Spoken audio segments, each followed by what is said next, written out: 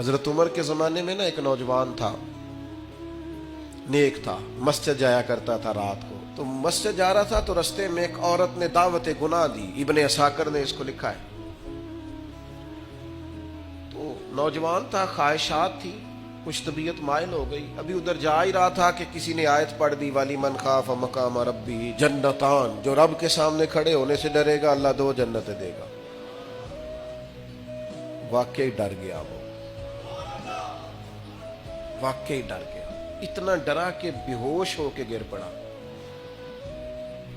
बीमारी से लोग बेहोश होते हैं, पैसे डूब गए बेहोश होते हैं, बच्चे के गम में बेहोश होते हैं। सच बताओ, कभी खौफे खुदा से भी बेहोश होता कोई देखा है?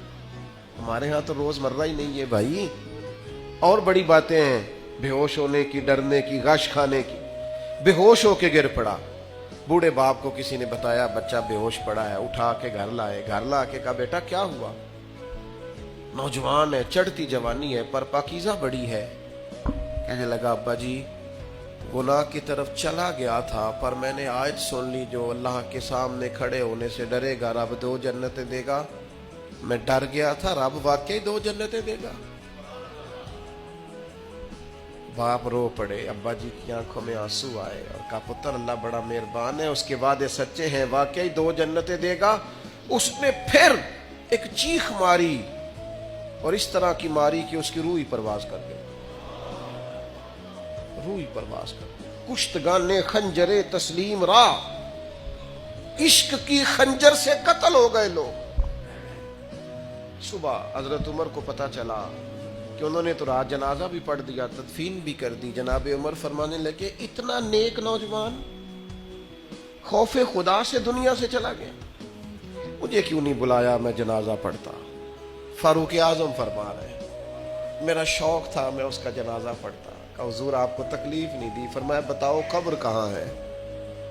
ते कामिल पीर उना दे बाहू कब्र जिना दी जीवे। हजरत फारूक आजम कब्र पे तशरीफ ले गए और खड़े होकर फरमाने लगे नौजवान मुझे उम्मीद है मेरे रब ने तुझे 2 जन्नतें दी होंगी। इब्ने असाकर खोल के देखो तारीख बगदाद ने क्या लिखा है। हजरत सैयदना फारूक ने फरमाया उम्मीद है 2 जन्नतें दी होंगी। कब्र के अंदर से बोला कामिल पीरो ना दे बाहू कब्र जिना दी जीवे। कब्र के अंदर से बोला, कहने लगा हुजूर उम्मीद वाली बात नहीं, रब के वादे सच्चे हैं, उसने वाकई मुझे 2 जन्नतें अता फरमाई, 2 जन्नतें दी हैं, मैंने अपने मालिक को राजी पाया।